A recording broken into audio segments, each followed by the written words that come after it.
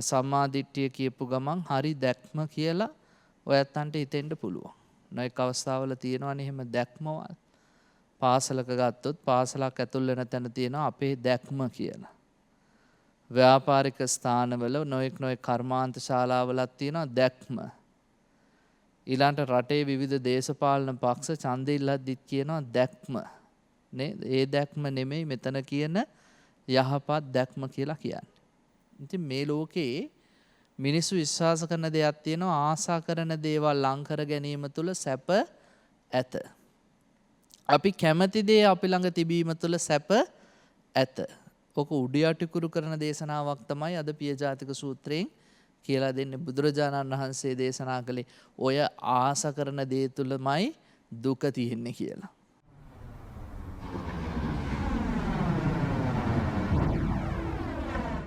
ධර්ම ශ්‍රවණාබිලාෂී කාරුණික සත්පුරුෂ ගුණවන්ත පින්වත්නි, පින්වත්නි, ලෞතර බුදුරජාණන් වහන්සේ නිවන අපේක්ෂා කරන අපිට දේශනා කරලා තියෙනවා නිවන් දකින්න සුදුසු වැඩපිළිවෙලක් සහ මාර්ගයක්. මේ ලෝකේ තියෙනවා උතුම් සත්‍ය හතරක්. අපි හඳුනාගත යුතුයි දුක කියන්නේ කුමක්ද කියලා. ඊළඟට දුකට හේතුව කුමක්ද කියන එක අපි හඳුනාගත යුතුව තියෙනවා. ඊළඟට දුකින් එතර වීම හෙවත් මිදීම පිළිබඳව අපි දැනගත යුතුයි. අවසාන වශයෙන් ඒ මිදෙන ක්‍රමය මාර්ගය අවබෝධ කරගත යුතුයි. මෙන්න මේ චතුරාර්ය සත්‍ය අවබෝධයේදී අපිට දුක්ඛ නිරෝධගාමිනී පටිපදාර්ය සත්‍ය කියන හතරවෙනි කොටස අවබෝධ කරගෙන යද්දී බුදුරජාණන් වහන්සේ දේශනා කරන ආර්ය අෂ්ටාංගික මාර්ගයක් පිළිබඳව. මේ ආර්ය අෂ්ටාංගික මාර්ගයේ එහෙම නැත්නම් මධ්‍යම ප්‍රතිපදාව මැදුම් පිළිවෙත මොන නමින් කිව්වත් එහි අංග කීපයක් තියෙනවා. ඉන් පළමුවැන්න තමයි සම්මා දිට්ඨිය. එතකොට යහපත් නිවැරදි වූ දැකීමක් තියෙන්න ඕනේ අපිට සංසාරේ පිළිබඳව. කුමක්ද මේ යහපත් එහෙම නැත්නම් නිවැරදි දැකීම කියලා කියන්නේ? සම්මා දිට්ඨිය කියපු ගමන් හරි දැක්ම කියලා ඔයත්තන්ට හිතෙන්න පුළුවන්. නොඑක අවස්ථාවල තියෙනවනේ එහෙම දැක්මවල්. පාසලක ගත්තොත් පාසලක් ඇතුල් වෙන තැන තියෙනවා අපේ දැක්ම කියලා. ව්‍යාපාරික ස්ථානවල නොඑක් කර්මාන්ත ශාලාවලක් තියෙනවා දැක්ම. ඊළඟට රටේ විවිධ දේශපාලන පක්ෂ ඡන්දෙ ඉල්ලද්දිත් කියනවා දැක්ම. නේද? ඒ දැක්ම නෙමෙයි මෙතන කියන යහපත් දැක්ම කියලා කියන්නේ. සම්මා දිට්ඨිය පින්වත්නි බෙදන්න පුළුවන් කොටස් දෙකකට. එකක් තමයි කම්මස්සකතා සම්මා දිට්ඨිය. අනිත් එක තමයි චතුසත්‍ය සම්මා දිට්ඨිය. මේකෙන් බෞද්ධ වෙන අපිට අයිති චතුසත්‍ය සම්මා දිට්ඨිය. කම්මස්සකතා සම්මා දිට්ඨිය අපිට අයිති නෑ නෙමෙයි. අපිටත් අයිති. හැබැයි ලෝකේ ඕනම ආගමක කෙනෙක් ළඟ කම්මස්සකතා සම්මා දිට්ඨිය කියන එක තියෙන්න පුළුවන්. අනේ නැති බැරි අයට උදව් කරන එක පින් වැඩෙන දෙයක්. දන් දෙන එක පින්කම. අසරණයන්ට උදව් කරන්න ඕනේ. අම්මා තාත්තට සලකන්න ඕනේ. හොඳ කළොත් හොඳ විපාක ලැබේ. නරක කළොත් නරක විපාක ලැබේ. ඒක බෞද්ධයෝ ළඟ විතරක් නෙමෙයිනේ තියෙන්නේ. ඔය වෙනත් ආගම් වල අයත් ස්වර්ගයට යන්න, දෙවියන් වහන්සේ ළඟට යන්න හොඳ වැඩ කරනවා, පින් දහම් කරනවා. ඒගොල්ලොත් විශ්වාස කරනවා වැරදි වැඩ කළොත්, නරක වැඩ කළොත් අපායට යනවා, යක්ෂයා ළඟට යනවා නේද? පාපය තුළින් පාපයයි කියන එක විශ්වාස කරනවා. ඒක කම්මස්සකතා සම්මා දිට්ඨිය. කර්මයේ විපාක විශ්වාස කරන එක. උතට ඒක ලෝකේ හැම මිනිස්සෙක් ගාවම තියෙනවා. බෞද්ධ අපි සුවිශේෂී වෙන්නේ අපේ සම්මා දිට්ඨිය ඊට වැඩිය වෙනස්. මොකද්ද වෙනස? අපි විශ්වාස කරන්නේ චතුසත්‍ය සම්මා දිට්ඨිය. ලෝකේ දුක කියලා එකක් තියෙනවා. මේ ලෝකෙ පිහිටියේ දුක මතනේ. දුක්ඛෝ ලෝකේ පතිට්ඨිතෝ. ලෝකයේ පිහිටියේ දුක මත. ඒක විශ්වාස කරන්න ඕනේ. බුදුරජාණන් වහන්සේ දේශනා කරනවා හොඳ ආර්ය ශ්‍රාවකයෙක්ට දුක්ඛේ නික්ඛංකෝ. දුක කියලා ආර්ය සත්‍යයක් තියෙනවා කියලා කිසිම සැකයක් තියෙන්න බෑ. ඒක සැකයකින් තොරව විශ්වාස කරනයි භාග්‍යතුන් වහන්සේ දේශනා කළානේ. ධර්මයේ තුල සඳහන් වෙනවානේ. ශ්‍රාවක මහා සංඝරත්නය ඒක අවබෝධ කළානේ. එනිසා දුක කියන සත්‍ය, දුකට හේතුව, දුකින් මිදීම මාර්ගය විශ්වාස කරගෙන යන ගමනට අපි කියනවා මොකක් කියලාද? චතුසත්‍ය සම්මා දිට්ඨිය. එහෙනම් අද ඔය ඇත්ත මේ දේශනාව අහන්නෙත් අන්න ඒ සම්මා දිට්ඨිය ලැබීමට ඉවහල් වෙන සූත්‍රයක් ඇසුරේ. පින්වතුනි, මේ සූත්‍රයේ නම පියජාතික සූත්‍රය. පියජාතික සූත්‍රය සඳහන් වෙන්නේ මජ්ක්‍ධිම නිකායේ මධ්‍යම පඤ්ඤාසකේ රාජවග්ගයේ. අපි බණ ටිකක් අහමු දැන් බණ අහන වෙලාව. පියජාතික සූත්‍රයේදී බුදුරජාණන් වහන්සේ අපිට පෙන්නලා දුන්නා කොහොමද මිනිස්සුන්ට දුක හටගන්නේ කියලා. දැන් අපි සාමාන්‍යයෙන් මේ ලෝකේ පින්වත්නි සෑම මිනිස්සෙක්ම පෘථග්ජන මට්ටමේ ඉන්න තාක් කල් දුකට වැඩිය කැමති මොකේටද? සැපට. මිනිස්සු විතරක් නෙමෙයි, සත්තුත් කැමති, දෙවිවරුත් කැමති. මේ ලෝකේ පහළ වූ සියලුම දෙනා සුඛ කාමානි භූතානි සැපේට කැමති.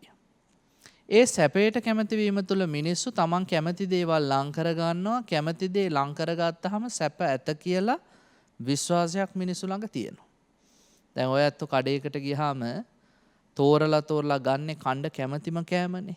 අකමැතිව ගන්නේ නෑ. ගෙදර උයන්නේ කණ්ඩ කැමැති දේවල්. ඇයි ඒ?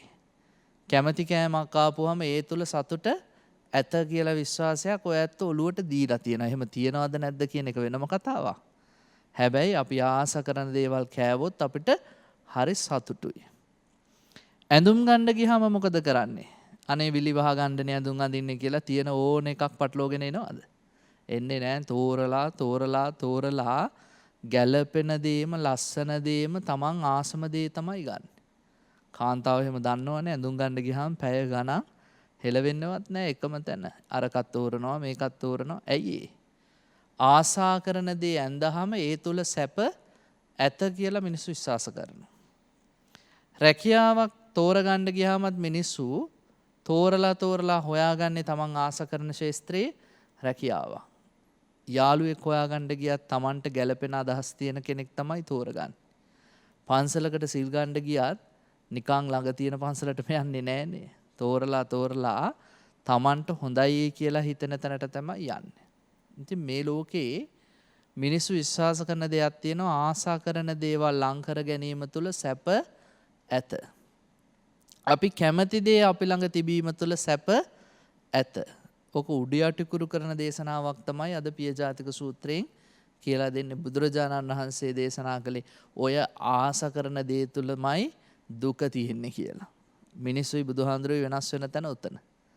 පෘථග්ජන සමාජය බුදුරජාණන් වහන්සේත් එක්ක ගොඩාක් ගැටුමක් තියෙනවානේ. ඇයි ගැටුමක් තියෙන්නේ? මිනිස්සු හිතන් ඉන්න දේ අනිත් පැත්තට තමයි බුදුරජාණන් වහන්සේ දේශනා කරන්නේ. මිනිස්සු හිතන් ඉන්නවා ආසා කරන දේ ලං කර ගැනීම තුළ සැප ඇත.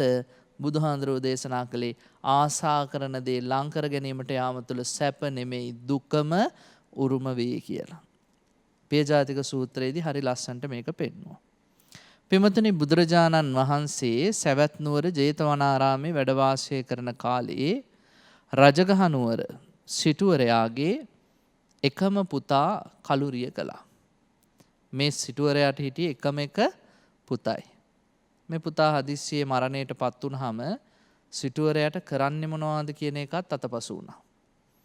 කොහොම දුකක් දැනුණාද කියලා කිව්වොත් මේ සිටුවරයා නේව කම්මන්තාපටි බහන්ති කර්මාන්තයට ගියෙත් නැහැ. සිටු තනතුර හරියට කරෙත් නැහැ.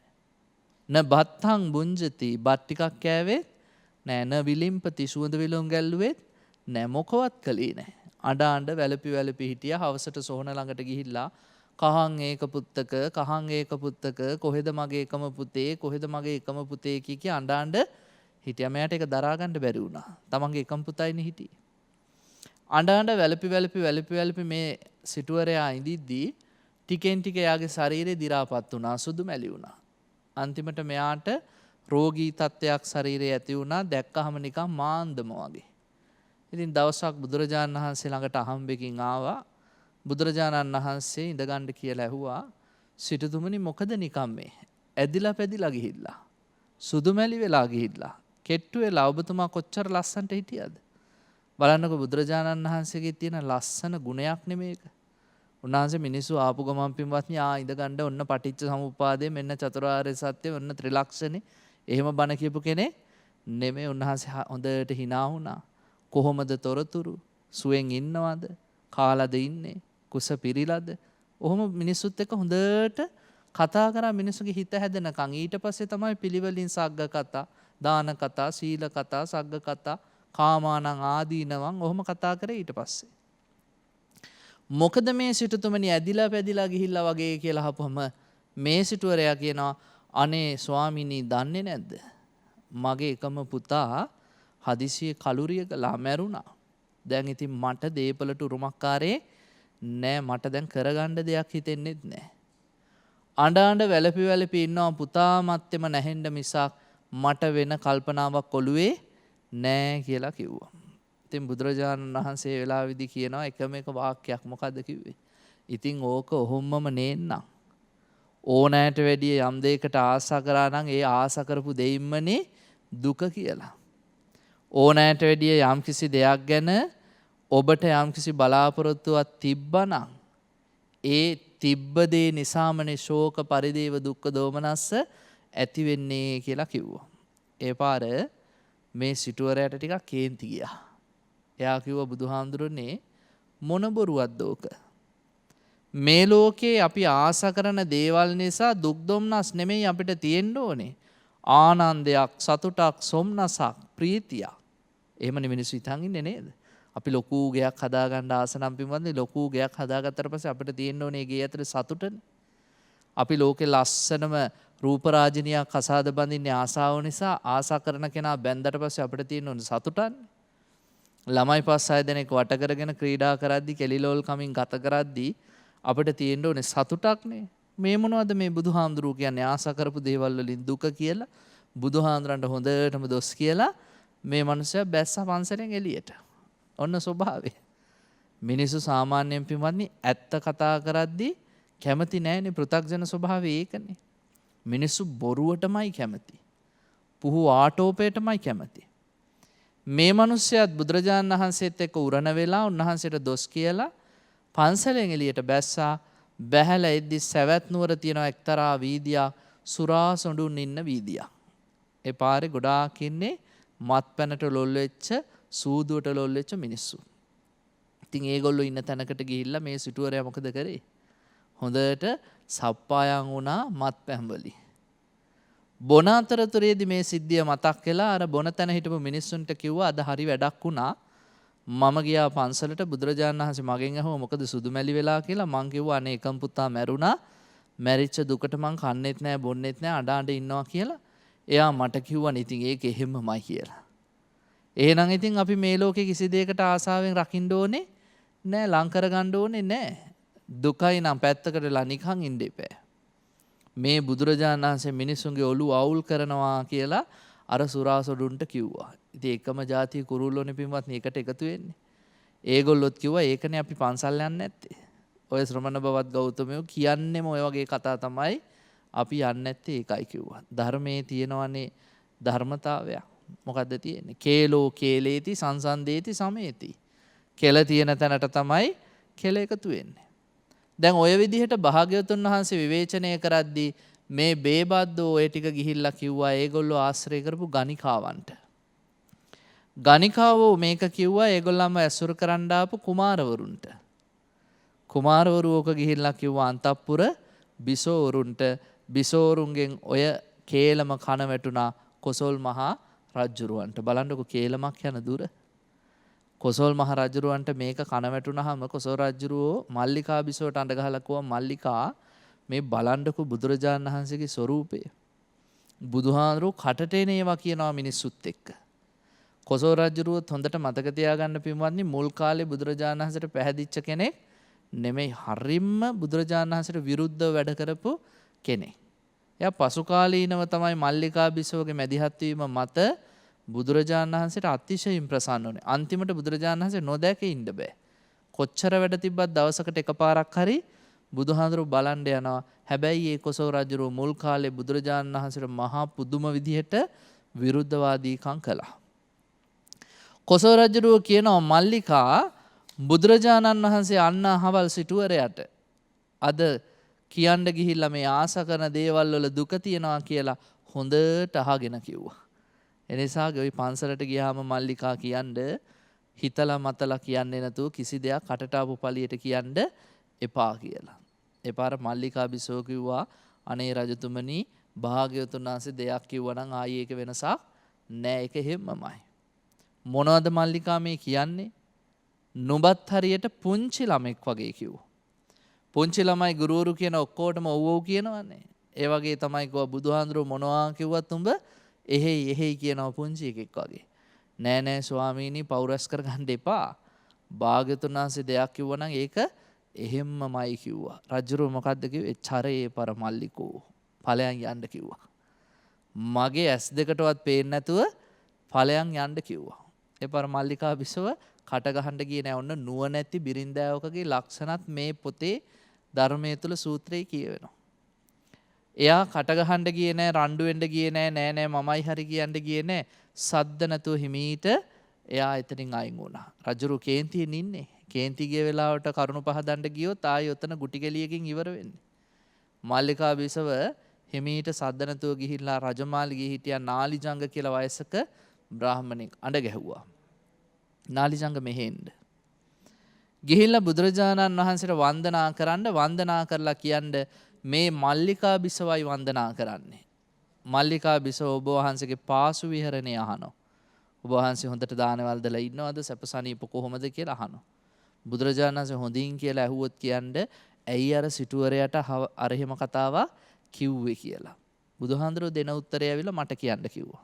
ඉතින් නාලිජංග බ්‍රාහමණයා ගියා බුදුරජාණන් වහන්සේට වන්දනා කළා කිව්වා ස්වාමීනි මේ මගේ වැඳීම නෙමෙයි මල්ලිකා බිසෝගේ වැඳීම. එතුමිය ඔබ වහන්සේගේ පාසු විහරණය අහනවා. එතකොට කොහොම මම හොඳට සනීපෙන් ඉන්නවා දාන ටික හම්බ වෙනවා ප්‍රශ්නයක් නැහැ.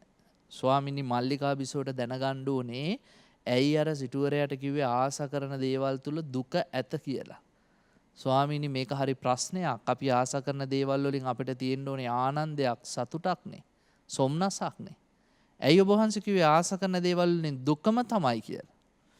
ඒ පාර බුදුරජාණන් වහන්සේ දේශනා කරනවා බමුණ ඒක හැමම තමයි වෙනස් වෙන්නේ නෑ. අපි ආස කරන දේවල් වලින්මයි දුක් දුම්නස් හටගන්නේ.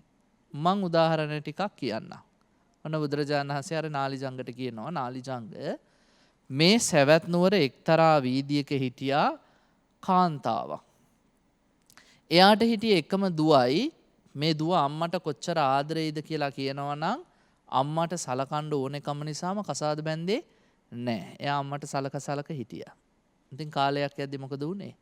අම්මා මැරුණා. දැන් මේ දුවට ලෝකේ තිබ්බ වටිනාම දේ ආස කරන දේ මොකද්ද? අම්මා. අම්මා මැරුණට පස්සේ නාලිජංග මේ කෙල්ල උමතු වුණා, පිස්සු හැදුනා. එයාට හිතා ගන්න බැරි වුණා, වික්ෂිප්ත වුණා. අම්මගේ මිනිය ගෙනියන වෙලාවේ මේ කෙල්ල හතරමං හන්දියක් ගානේ, තුම්මං හන්දියක් ගානේ කෑ ගැහුවා අම්මේ ඔබ කොහෙද කියලා. ආස කරපු නිසා නෙමෙයිද? ආස කරපු නිසා තමයි කිව්වා. ඒ පාර කිව්වා නාලිජංග මම දැකලා තියෙනවා මේ සවැත් නුවර අම්මා මැරුණාම නෙමෙයි තාත්තලා මැරුණාම සහෝදරයෝ මැරුණාම ඔය වගේ ගෑනු හොඳටම අඬනවා.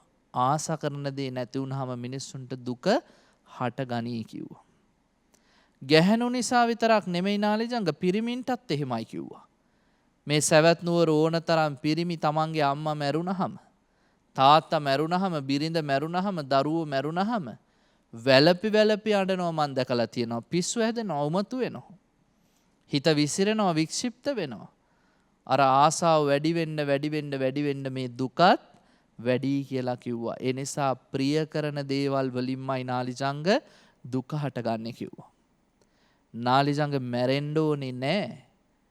අඩුම තරමින් නැති වෙනවා කියන අදහසක් හරි හිතට ආපුවම එන්නේ දුක කිව්වා. ආස කරන දෙයක් අපිට නැති වෙනවා කියන හැඟීම ආපු ගමන් පින්වත් අපිට දුකක්නේ හටගන්නේ. බුදුරජාණන් වහන්සේ ඒකටත් ලස්සන කතන්දරයක් කියලා දුන්නා. එක්තරා දියණියක් තමන්ගේ නෑයෝ බලන්න ආවා විවාහයෙන් පස්සේ.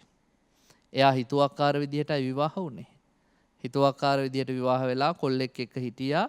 කාලෙකට පස්සේ නෑයෝ බලන්න ආවා. දැන් නෑයෝ කල්පනා කළා මේ නොගැලපෙන විවාහයක් කරගෙන අපේ කුලයට ගැලපෙන්නෙත් නෑ, පවුලට ගැලපෙන්නෙත් නෑ. මේකෙල වා යවන්න හොඳ නෑ. ඔහොම හිටපන් කිව්වා අපි ගැලපෙන තැනක මිනිහෙට උඹව කසාද බඳලා දෙනවා කියලා. මේ කෙල්ලව ගෙදර හිර කරගෙන හිටියා. කෙල්ල මොකද කරේ? එක දවසක අර දෙමව්පියන්ගේ නිදහස් වෙලාවක් දැක්ක ගමන් පැන්නා ගෙදරින් පැනලා ගියා. පැනලා ආයි අර පරණ පෙම්වතා ළඟටම ගිහින් කිව්වා අනේ අයියන්ඩි අපේ ගෙදර උන් මාව වෙන මිනිහෙට දෙන්නයි යන්නේ. මම නම් කැමති නෑ කිව්වා කපලා ගඟක මූදක දැම්මත් මට නම් වෙන මිනිහෙක් එක්ක යන්න බෑ මට උඹම ඕනේ කිව්වා. මේ බුදුරජාණන් වහන්සේ දේශනා කරන්නේ පිය ජාතික සූත්‍රයේදී. උන්වහන්සේ දැක්ක සිද්ධිය. මට නුඹවම ඕනේ කිව්වා. හැබැයි දැන් මට එහෙම කරගන්න බෑ අපේ දෙමව්පියෝ කොහේ හිටියත් මාව හොයාගෙන එනවා අපි දෙන්නට සතුටින් නම් ජීවත් වෙන්න දෙන එක නෑ කිව්වා. කිව්වහම අර ස්වාමියා එහෙම නැත්තම් පෙම්වතා රාජ්‍ය සේවයේ හිටියේ. එයා ඉනේ කඩුවක් ගහගෙන තිබ්බා. මේ මෝඩයා ඉනේ තිබ්බ කඩුව ඇදලා අරගෙන කිව්වා නංගී අපි දෙන්නට එකට ඉන්න දෙන්නේ නැත්තම් සතුටින් ඉන්න දෙන්නේ නැත්තම් ජීවත් වෙලා වැඩක් නැහැනේ අපිට අපි නැති වෙනවා නම් මොන සතුටක්ද එතන. එනිසා අපි දෙන්න මැරෙමු එක තැනම මැරිලා ගිහිල්ලා ආයි කොහේ හරි ඉපදෙමුකෝ. දැන් අදත් එහෙම තියනවා නේද? ඉන්න බැරි නම් අපි දෙන්න එකට මැරෙමු. මැරිලා ගිහිල්ලා ආයි කොහේ හරි ඉපදෙමු කියලා ඔය සින්දුවලත් කියන්නේ. ඒ වගේ මෝඩ අදහසක් ඇතිව කඩුව අරගෙන අර කෙල්ලගේ බෙල්ල කපලා තමනුත් බෙල්ල කපාගෙන මලා. බුදුරජාණන් වහන්සේ කෝ නාලිජංග දැන් ඔය මිනිස්සු දෙන්නම මලි නැති වෙනවා කියන සිතුවිල්ල ආපු නිසානේ. නිසා තමන් ආස දෙයක් නැති වෙනවා කියලා හිතිච්ච ගමන් මිනිස්සුන්ට දුක හට ගනී කිව්වා. ඒ පාර නාලිජංග කිව්වා ස්වාමීනි මට ඒක හොඳටම තේරුණා කිව්වා. ආයෝග ගැන කියන්න ඕනේ නෑකෝ. එහෙනම් ගිහිල්ලා මල්ලිකාබිසවටත් කියලා දෙන්න කිව්වා. දැන් මේ නාලිජංග බ්‍රාහමණයා මල්ලිකාබිසව ළඟට ඇවිල්ලා කිව්වා දේවින් වහන්සේ ඔන්න බුදුරජාණන් වහන්සේගේ උත්තරේ. බුදුහාමුදුරුවෝ කියන දේවල් හරියටම හරි මේ ලෝකේ අපේ ආසාව නිසාමයි දුක හටගන්නේ කිව්වා. ආස නැති දෙයක් නැති වුණා කියලා අපිට දුක හටගන්නේ නෑ පින්වත්නි. ඔයත් බොහෝම ආස කරන බිරිඳ, ස්වාමියා, දරුවෝ, අම්මා තාත්තා නැති වුනහම දුකයි. හිතාගන්න බෑ පපුවේ මොකක් හරි හිර වෙලා වගේනේ. මොකකින් හරි පපුවට ඇනලා වගේ. ශෝක සල්ලහරණ සූත්‍රයේදී කියන්නේ මොකද්ද? ශෝකේ නැමැති හුල ඇනිලා. බුදුරජාණන් වහන්සේ දේශනා කරන එහෙම ඇනෙන්නේ ඇයි? අපිත් එක්ක තියෙන බැඳීම් නිසා. හැබැයි අපිට කිසිම බැඳීමක් නැති ගෙවල් 3-4කට එහායින් ඉන්න මිනිහෙක් මැරුණා කියලා අපේ පපු හිර වෙන්නෙත් නෑ, හැට කඳුළු වෙන්නෙත් නෑ, ඒ මනුස්සයා නැතුව බෑ වගේ දැනෙන්නෙත් නෑ. ඇයි? සිතුවිලිත් එක්ක බැඳීමක් නැති නිසා. හැමදේම මේ බැඳීම් නිසා ඇතිවන දෙයක් කියලයි බුදුරජාණන් වහන්සේ විස්තර කරේ. දැන් මල්ලිකා බිසව මේ කරුණු ටික අහගෙන නැවතත් ආව කොසල් රජුරෝ ළඟට. මං කිව්වනේ එතුමිය හරි ඥානාන්විතයි කියලා. රණ්ඩු කරන්න ගිය කෙනෙක් නෙමෙයි. කොසල් රජුරෝ ළඟට ඇවිල්ලා කොසල් රජුරෝ විවේකයෙන් ඉන්න වෙලාවේ එතුමා ළඟින් ඉඳගත්තා. ඉඳගෙන ඉවර වෙලා රජුරුවන්ගේ හිස තමන්ගේ උකුලේ තියාගෙන හිස අත ගාන ගමන් රජුරුවත් එක්ක හොඳට සතුටු සාමිච්චි කතා කර කර හිටියා. සතුටින් ඉන්න ගමන් එකපාරටම ඇහුවා රජතුමනි ඔබතුමා වජිරි කුමාරිකාවට කැමතිද? වජිරි කියන්නේ රජුරුවන්ගේ දුව. ඒ පාර කිව්වා මොනවද මල්ලිකා අහන්නේ? මම වජිරිට මොනතරම් ප්‍රියද? වජිරි මලොත් එහෙම නැත්තම් හොරෙන් පැනලා ගියොත් ඔබතුමාට මොකක් වෙයිද? අනේ එහෙනම් මට ජීවිතේ පාවෙයි. මම වජිරිට මේ තරම් ආදරය කරනවානේ වජිරි මලොත් මට දරාගන්න බැරි වෙයි. එනිසා මල්ලිකා එහෙම හිතන්නත් නරකයි කිව්වා. ඒ පාර මල්ලිකා බිසව කියනවා ඉතින් බුදුරජාණන් වහන්සේ ඕකනේ කිව්වේ. ශෝක පරිදේව දුක්ඛ දෝමනස්ස මේ සියල්ලක්ම හටගන්නේ ආසාව නිසා කියලා කිව්වේ. ඕකමනේ කිව්වා. රජුරුව කතාවක්වත් නැහැ. නිශ්ශබ්දයි. කිසිම සද්දයක් නැහැ. සමහර වෙලාවට පින්වත්නි පිරිමින්ට අර දැඩි පෞරුෂය නිසා කොච්චර තේරුම් කරත් පිළිගන්නේ නැහැනේ. ගල්ලිබ්බෝ වගේ ඉන්නවා. 3-4 වතාව ඒකනේ ඔය ගෑනු එකම දේ 3-4 වතාව කියන්නේ මේ තේරුණාද? පිරිමින්ට හොඳට තේරෙනවා තමන් වැරදි කියලා. හැබැයි පිළිගන්න කැමති වෙන්නේ නැහැ. ඒ පාර කොසල් රජුරු නිශ්ශබ්දයි. නැවතත් අර හිස අතක ගා ඉන්න ගමන් අහනවා මල්ලිකා බිසව රජතුමනි වාසභ කත්තියාට ප්‍රියද? වාසපකත්තියා කියලා කියන්නේ රජ්ජුරුව අලුතෙන්ම ගෙනාපු බිසව තරුණ කෙල්ලා. බුදුහාමුදුරුවන්ගේ ශාක්‍ය ජනපදයෙන් ඉන්න ගෙනාවේ. මොකද අර මතක ඇති නේද? කොසෝ රජ්ජුරුව දානයක් දුන්නා හැමදේම මාලිගාවේ හාමුදුරුව 500කට. මොකද එයාට හරි මදි පුංචිකමක් වුණා. දවසක් සඳලුතලේ ඉඳන් බලාගෙන ඉන්නවා විසාකගේ ගෙදෙට්ට හාමුදුරුවෝ 500ක් වඩිනවා. අනේපිඩු සිටානන්ගේ ගෙදරට හාමුදුරුවෝ 500ක් යනවා. සුප්පාවාසාගේ ගෙදෙට්ට 500ක් යනවා. මහරජුරු වෙලා මගේ මාලිගාවට එක්කෙනයි දෙන්නයි ඉන්නේ කියලා හිතලා බුදුහාමුදුරන්ට කිව්වා බුදුහාමුදුරනේ හෙට ඉඳන් මගේ මාලිගාවටත් 500ක් එවන්න ඕනේ. රජුරුව 500 නමකට දන් දුන්නා. පළවෙනි දවස හොඳයි, දෙවෙනි දවස හොඳයි, තුන්වෙනි දවස හොඳයි. ඔහොමම දවස් 7ක් හොඳට කරගෙන ආවා. රජුරුවන්ට මේක කාටවත් පවරන්න හිතක් එන්නේ නැහැ. රජුරුවම කරන්න ඕනේ කියලා ඉන්නවා. 8 වෙනි දවසේ රාජකාරියට බැහැර වුණා. අනේ හාමුදුරන්ට දානේ පරක් වුණා. හාමුදුරුවෝ 500න් භාගයක් නැගිටලා ගියා. 9 වෙනි දවසෙත් රජුරුවන්ට රාජකාරි වෙලාවට එන්න බෑ. හාමුදුරුවෝ බැලුවා මේ වැඩේ හරියන්නේ නැහැ. අපි පරණ පුරුදු තැන් වලටම යන්න ඕනේ කියලා ගිය ආනන්ද හාමුදුරුවෝ විතරයි ඉතුරු වුණේ. රජුරුවෝ පරක්කු වෙලා ඇවිල්ලා කෝ හාමුදුරුවෝ කියලා. ඒ පාර ආනන්ද හාමුදුරුවෝ උන්වහන්සේලා ඉතින් දානේ පරක් වෙන්න නිසා ගියයි කිව්වා. ඒ පාර මේ හාමුදුරුවෝ මගේ දේපල වලට මහා අලාභහානියක් කරේ කිව්වා. මං සුළුපටු වියදමක් කරලා නෙමෙයි කිව්වා මේ දානේ හැදුවේ. ඒ දානෙට මට පාඩු කළා කිව්වා. බුදුරජාණන් වහන්සේ ළඟට ඇවිල්ලා ඇහුවා ස්වාමීනි ඇයි මේ හාමුදුරුවෝ මට මෙහෙම කළේ කියලා. බුදුහාමුදුරුවෝ හාමුදුරුවන්ට ඔබත් එක්ක එච්චර සුහදත්වයක් නැහැ. ඔබ ගැන විශ්වාසයක් නැහැ. හාමුදුරුවෝ එහෙම විශ්වාසයක් තිබ්බා නම් ඔබේ තනින් නැගිටලා එන්නේ නැහැ. කොහොම හරි මේ මනුස්සයා අපිට දානේ දෙයි කියලා විශ්වාසයක් තියෙනවා. කොසල් රජුරෝ ඒ පාර හිතුවා මේ හාමුදුරුවන්ට මං ගැන විශ්වාසයක් ඇති කරගන්න නම් මම බුදුහාමුදුරන්ගේ ඥාතියෙක් වෙන්න ඕනේ. ඒ පාර තමයි ශාක්‍ය ජනපදයෙන් කුමාරිකාවක් ඉල්ලලා ඇරියේ මට බුදුහාමුදුරන්ගේ න්යායෙක් වෙන්න ශාක්‍ය කුමාරිකාවක් ඕනේ. ශාක්‍යෝ පින්වත්නි හරීම මාන්නක්කාර જાතියක්නේ. ඒගොල්ලෝ කැමති උනේ නැහැ කොසල් රජුරවන්ට දෙන්න. කුල ප්‍රශ්නයක් නිසා. ශාක්‍යෝ ඉතාමත්ම උසස් කුලයක අය. ඒගොල්ලෝ මොකද කළේ? මහා නාම ශාක්‍ය නිසා 16කගේ කුසෙන් ඉපදිච්ච කෙල්ලක්. වාසුභකත්තිය කියලා සරසලා දුන්න ඔන්න හොඳ ශාක්‍ය කෙල්ලක් කියලා. ඒ වාසුභකත්තිය හරි ලස්සනයි. එයාට තමයි ප්‍රියද කියලා ඇහුවේ. එතකොට රජුරුව කියනවා මොනවද අහන්නේ? වාසුභකත්තිය තරුණ කෙල්ලක් හරි ලස්සනයි. දැන් අන්තපුරේ ඉන්න ලස්සනම කෙනා මං හරි ආසයි කිව්වා. රජතුමනි වාසුභකත්තිය මලොත් නැත්නම් වාසුභකත්තිය කුමාරයෙක් එක්ක පැනලා ගියොත් රජුරුව කිව්වා මල්ලිකා කට කිව්වා. කට වහගනින් කිව්වා. මොනවද මේ කියන්නේ? නෑ අපි නිකමට හිතමුකෝ. එහෙම මැරුණොත් හරි පැනලා ගියොත් හරි එතකොට මට දරා ගන්න බැරි වෙයි කිව්වා.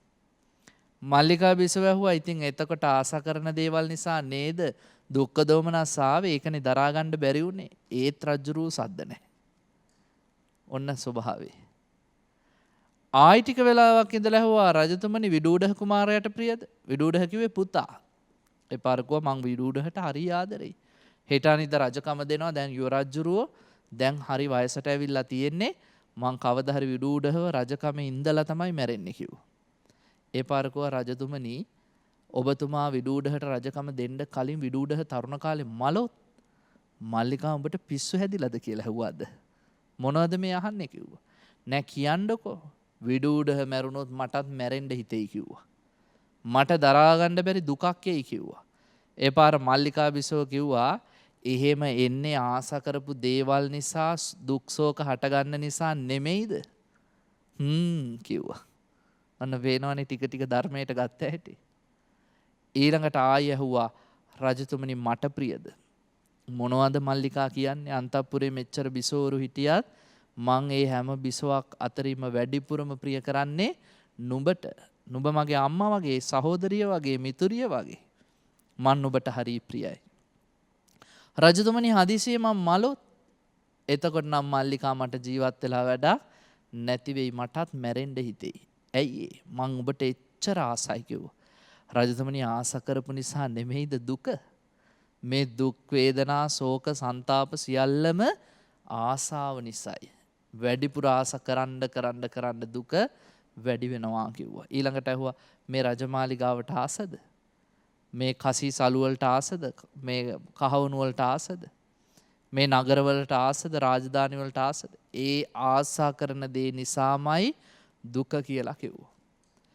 ඔය ටික කියපු ගමන් කොසෝ රජුරුව බැස්ස ඇඳෙන් බිමට අරගෙන කිව්වා මල්ලිකා මට වතුර ටිකක් ගේන්න කියලා. දිය බේසමක් අරගෙන ආව මල්ලිකා බිසව රජතුමා එකට අත් දෙක දාලා මූණට ඉහ ගත්තා. ඉහගෙන මල්ලිකා බිසවට කියනවා මල්ලිකාවනි මහා ආශ්චර්යයි. හරි පුදුමයි. අද්භූතයි. බුදුරජාණන් වහන්සේ කොහොමද දන්නේ නැහැ ලෝකයේ ප්‍රඥාවෙන් විනිවිද දකින්නේ. අපිට එහෙම දකින්න බෑ. අපි දැක්කහම හිතන්නේ මේ ගොඩනැගිල්ල හරි ලස්සනයි ඒ තුල සැප ඇත කියලා. අපි දැක්කහම හිතන්නේ මේ කාන්තාව පුරුෂයා හරි ලස්සනයි ඒ තුල සැප ඇත කියලා. අපි දැක්කහම හිතන්නේ රන් රිදී මුතුමැණික් මේ සියලු සැප සම්පත් මේවා තුල සතුට ඇත කියලා. හැබැයි බුදුරජාණන් වහන්සේ විනිවිද දකින්න ප්‍රඥාවෙන් ඒ තුල සතුට නැත දුකම ඇත.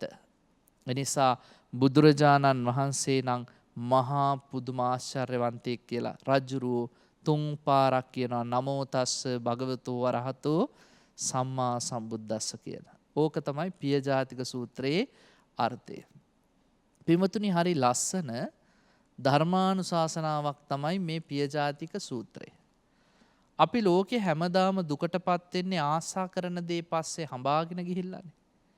අපිට කවදා හරි දවසක පුළුවන් නම් මේ ආසා කරන දේම තමයි දවසක මාව දුකටපත් කරන්නේ කියලා තේරුම් ගන්න බුදුරජාණන් වහන්සේ දේශනා කළ අන්න දුක කෙලවර කිරීමේ මාර්ගය පිළිබඳ ඔබට අවබෝධයක් ඇවිල්ලා. මේ ලෝකේ දුක පවතින්නේ ඇයි? අපි තණ්හාවෙන් බැඳිලා ඉන්න නිසා. තණ්හාවෙන් බැඳිලා ඉන්න අපි තණ්හාව දුරු කරන්න උත්සාහ කරන්න ඕනේ. ටික ටික දුරු කරලා මේක සම්පූර්ණයෙන් ඉවර කරන්න බෑ මුලින් උපුටා දාන්න ඕනේ. දැම්මට පස්සේ අර මාර්ගය වඩාගෙන යද්දී අපිට නිවන සාක්ෂාත් වෙනවා කියන අවබෝධයට එන්න ඕනේ. අපි ගොඩක් වෙලාවට පින්වත්නි එන අය දැකලා සතුටු වෙනවා. එන අය දැකලා සතුටු වෙනවා විතරක් නෙමෙයි යන අය දැකලා දුක් වෙලා එතන නතර වෙනවා. දැන් අපේ ජීවිතේට අලුතෙන් කවුරු හරි එද්දී අපි හරි සතුටටපත් වෙනවානේ. එතන නතර වෙනවා සිතුවිලි බැඳි ගොඩ නගාගෙන බැමි ගොඩ නගාගෙන අපි නැවත නැවත වගා කර සිතුවිලි ඔස්සේ බැඳෙනවා. කවුරු හරි අපිව දාලා ගියාම අපි එතනින් අතහැරලා දානවද? නෑනේ. ඒත් හිතේ තියාගෙන එයා මට මෙහෙමයි කළේ මෙහෙම කළේ ඇයි මට මෙහෙම කළේ ඒ ඔස්සේ දුක් වෙවි ඉන්නවා. විරහ ගීත කියනවා සින්දු ලියනවා කවි කියනවා නේද? පරණ චාරු පෞස්සවුස්ස බලනවා කඳුළු හලහල අඬනවා. බුදුරජාණන් වහන්සේ කියනවා එන අය දැකලා සතුටු වෙන්නත් එපා. යන අය දැකලා දුක් වෙන්නත් එපා. ආයන්තින් නහබිනන්දති පක්කමන්තින සෝචති. සංගාමජිත් සූත්‍රයේදී සංගාමජිත් හාමුදුරුවෝ තරුණ කාලේ විවාහ වුණාට පස්සේ කිව්වා බිරිඳට දරුවෙක් ලැබෙන්න ආසන්න වෙද්දී නංගී මට පැවිදි වෙන්න ඕනේ. ඒ පාර බිරිඳ කිව්වා මගේ නම් කිසි කැමැත්තක් නැහැ ඉතින් යන්නම ඕන යන්න කිව්වා. සංගාමජිත් හාමුදුරුවෝ ගිහලා පැවිදි වුණා. කාන්තාවට දරුවා ලැබුණා පස්සේ ඒ දරුවා කාන්තාව තනියෙන් පෝෂණය කරන්න ගත්තා. කාලයකට පස්සේ ආරංචියක් ආව අන්න සංගාමජිත් ඇවිල්ලා ගමට කියලා. සංගාමජිත් හාමුදුරුවෝ ගහක් යට ධානයට සමවැදිලා භාවනා කරනවා. මේ කාන්තාව දරුවත් ඔඩොක්කුවේ ගහගෙන ආවා. උකුලේ ගහගෙන ආවා. එතකොට දරුවා පොඩ්ඩක් ලොකුයි. ඇවිල්ලා අර භාවනා කරන හාමුදුරුවෝ ළඟ ඉඳගෙන කිව්වා කුද්ද පුත්තාමි සමන පෝසමන්ති.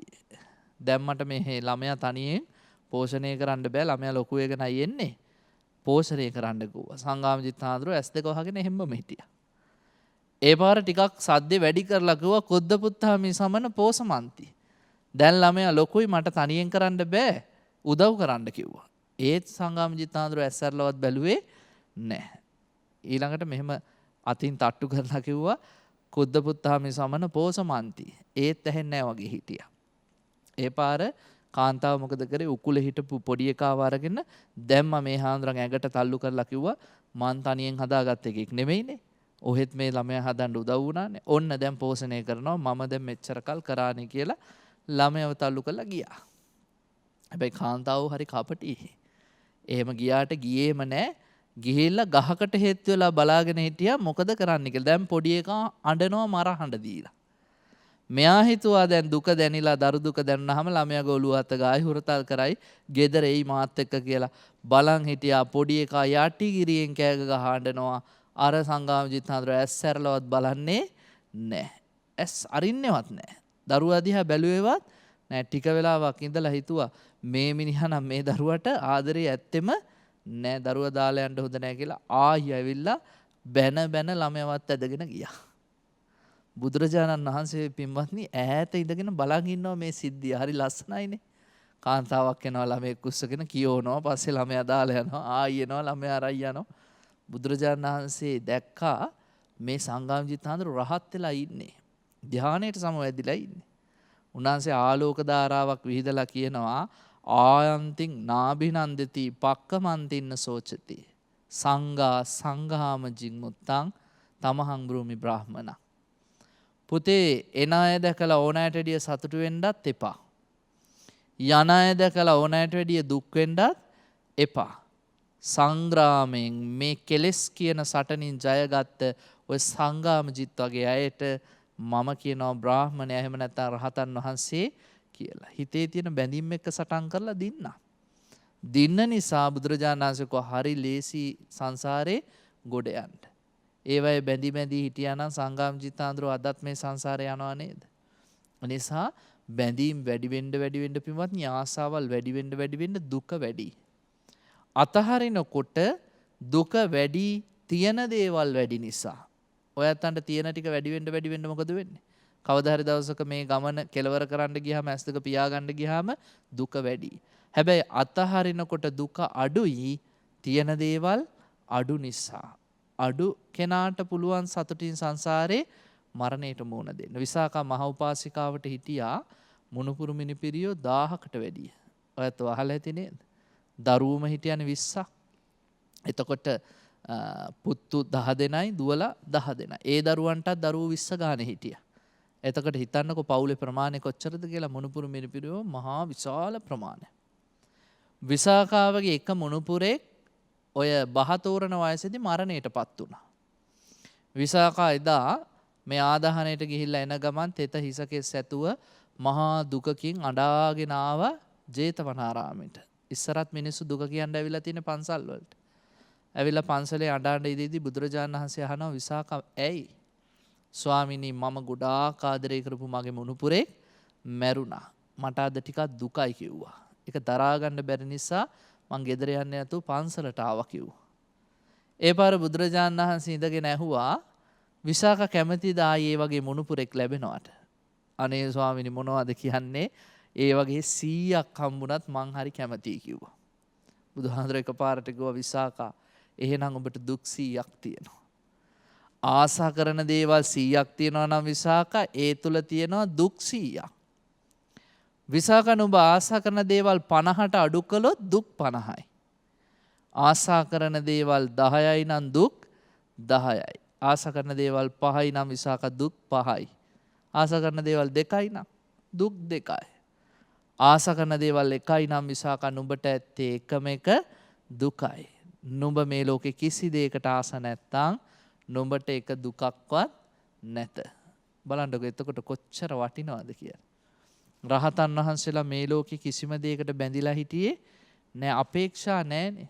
උන්වහන්සේලා ලැබිච්ච දේ සතුටින් වළඳලා බොහෝම සරල ජීවිතයක් ගෙවි. සරියුත් මහ රහතන් වහන්සේගෙන් අහනවා මිනිස්සු ඔබ වහන්සේට දානෙට මොනවද හදන්න ඕනේ? තෙත වුණත් කමන්නේ, වියලි වුණත් කමන්නේ, උගුරෙන් පල්ලෙහාට යනවා නම් කුස පිරෙනවා නම් මොනවා හරි ඇති. උන්වහන්සේ බැඳිලා නෑ සංසාරෙට. සරියුත් ආනන්දගෙන් මිනිස්සු ඇවිල්ලා ඇහුවා කොහොමද ඔබ වහන්සේට අපි කුටියක් හදන්නේ? මොන වගේ පහසුකම්ද ඕනේ? උන්වහන්සේ මොකද්ද කිව්වේ? භාවනාවට ඉඳගත්තාම ඉස්මුදුනයි ධනිස් දෙකයි තෙමෙන්නේ නැත්තම් ඒ වගේ තැනක් හොඳටම ප්‍රමාණවත්. ඔන්න බුදුරජාණන් වහන්සේගේ ශ්‍රාවකයෝ බැඳීම් ඉස්සරහා පින්වත්නි මිනිස්සු මහා පුදුම විදියට අසරණ වෙනවානේ. මිනිස්සු සමහර වෙලාවට මහා පුදුම විදියට ඉගෙනගෙන PhD උපාධි කරලා පශ්චාත් උපාධි මේ සියල්ලම කරලා උගත්කමින් හොඳ තැනක ඉන්නවා. බලය අතින් හොඳ තැනක ඉන්නවා. ධනය අතින් හොඳ තැනක ඉන්නවා. පෞල් ජීවිත හොඳ තැනක ඉන්නවා.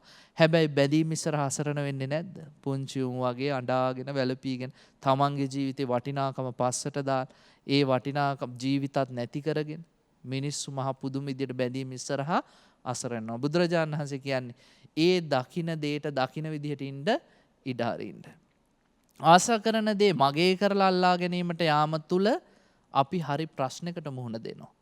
ඇසෙන් රූපයක් දැක්කහම පින්වත්නි ඒ රූපය නිමිති වශයෙන් ගණ්ඩත් එපා, නිමිති වලින් කොටසක් වශයෙන් ගණ්ඩත් එපා කියලායි බුදුරජාණන් වහන්සේ දේශනා කළේ. අද අපි බොහෝ දෙනෙක්ට වෙලා තියෙන්නේ මොකද්ද? දකින රූපය මගේ කරලා අල්ලගෙන ඒ ඔස්සේ සිතුවිලි වගා කරන්න ගිහිල්ලායි දුක් විඳින්නේ. අපේ කරලා අල්ල ගන්න යනවා. නැති දෙයක් ඇත කියලා හිතාගෙන රැවටෙනවා. දැන් අපි හිතමුකෝ කොහේ හරි යන ගමන් ඔබ දකිනවා අහසේ දේ දුන්නක් පායලා. දේ දුන්න කියන්නේ ඇත්තක්ද බොරුවක්ද කියන එක ගැන කතා කරනවට වැඩිය මේ ලෝකේ ඇතිවෙන දෘශ්‍ය මායාවක්නේ දේ දුන්න කියලා කියන්නේ. හැබැයි මිනිස්සු අද වෙනකොට හිතන් ඉන්නවනේ ඇත්තටම දේ දුන්න කියලා එකක් ඇත්ත දේ දුන්න කියලා සංකල්පයක් දැන් මිනිස්සු තුල තියෙනවා. බුදුරජාණන් වහන්සේ කියනවා ඔබ දේ දුන්න තුලට යන්නත් එපා. දේ දුන්න ඔබ තුලට ගන්නත් එපා. අපි අපේ ඇතුළට අරන් ඉවරයිනේ. දේ දුන්න දැක්කහම අපිට මතක් වෙනවා පුංචි කාලේ ඉගෙන ගත්ත ඒවා. දේ දුන්නට පාට 7ක් තිබේ. ඒක පාඩම් කළානේ අපි පොඩි කාලේ රන් තැඹිලි කඩන කොල්ලා නිල්ලිබ්බෙත් දකි. ඊළඟට දේ දුන්න ගැන තියෙන සින්දු මතක් වෙනවා. දේ දුන්නට ඉංග්‍රීසියෙන් කියන්නේ රේන්බෝ කියලා. ඕවා ඔක්කොම මතක් වෙනවා. දැන් අපි සිතුවිලි ඔස්සේ බැඳිලා නැද්ද? නැති දෙයක් අපි හිත ඇතුලේ සංකල්ප රාමුවකින් ගොඩනගාගෙන ඉවරයි තිබේ කියලා. බුදුරජාණන් වහන්සේ කියනවා ඔබ දේ දුන්න තුලට යන්නත් එපා. දේ දුන්න ඔබ තුලට පමුණවා ගන්නත් එපා. ඒ දෙක අතර තියෙන සිතුවිලි බැම්ම කඩන්න. දේ දුන්නට දේ දුන්න විදිහට ඉඳ ඉඩ අරින්න. දේ දුන්න දැක්කහම දිත්තේ දිත්තමන්තම් භවිෂ්‍යති දැක්කොත් දැක්කා විතරයි. එහෙම කරගන්න බැරි වුණොත් මොකද වෙන්නේ? අපි ආස කරන හැමදේම පස්සේ හඹාගෙන ගිහලා දවසක හති වැටිලා සංසාර ගමනේ කොහෙදි හරි මැරිලා ගිහලා ආයි උපදිනවා. ආයි දුවනවා. ආයි හති වැටිලා මැරලා වැටෙනවා. කොහේ හරි ආයි උපදිලා ආයි දුවනවා. බුදුරජාණන් වහන්සේ කියන මේක තේරුම් ගන්න නම් සම්මාදිට්ඨිය තියෙන්න ඕනේ. කොහෙන්ද දුක හටගන්නේ? ප්‍රිය දේවල් වලින්මයි. ආසා කරන දේ තුල අපි වැඩිපුරම කැමති දේ තුලයි දුක තියෙන්නේ. ඒ නිසා තමයි අපිට දුක්ඛ දෝමනස් උපායාස සියල්ල හටගන්නේ කියලා අවබෝධ කරගෙන ප්‍රිය දේවල් වල යථාර්ථය දකින්න කො මේ හැම ප්‍රිය දෙයක්ම අපි ආස කරන දෙයක්ම දවසක ඇති වුණා. උපාද කාලයක් පවතිනවා තිති. ඊට පස්සේ භංග විනාශ වෙලා යනවා. අනිත්‍ය ස්වરૂපයට නතු වෙනවා. ස්ථිරසාරයි කියලා කිසිම දෙයක් නෑ. එතකොට බඳුන රත්තරන් උනත් කමන්නේ ප්‍රයෝජනෙට ගත්තට බිඳුනොත් අපිට අනිත්‍ය නිසා දුකක් නෑ. හැබැයි අපි ඔළුවට දීලා තියෙන මේක රත්තරන් කියන සංඥාව නම් බිඳුනොත් අපි heart attack හැදිලා මැරෙන්නේ නැද්ද? මැරෙනවා. ඒ නිසා සම්මාදිට්ඨියට මුල් තැනක් දෙන්න කිව්වා. ඒකෙනු චතුසත්‍ය සම්මාදිට්ඨිය ශ්‍රේෂ්ඨයි කිව්වා. ඒ චතුසත්‍ය සම්මාදිට්ඨිය ඔබ තුලත් ඇති කරගෙන ආර්ය අෂ්ටාංග මාර්ගයත් පුරාගෙන උතුම් නිවනින් සැනසීම පිණිස මේ අහපු පිය ජාතික සූත්‍රය ඇසුරෙන් කළ ධර්ම දේශනාව උපනිශ්‍රේම වේවා කියලා සාදු කියලා ප්‍රාර්ථනා කරන්ට.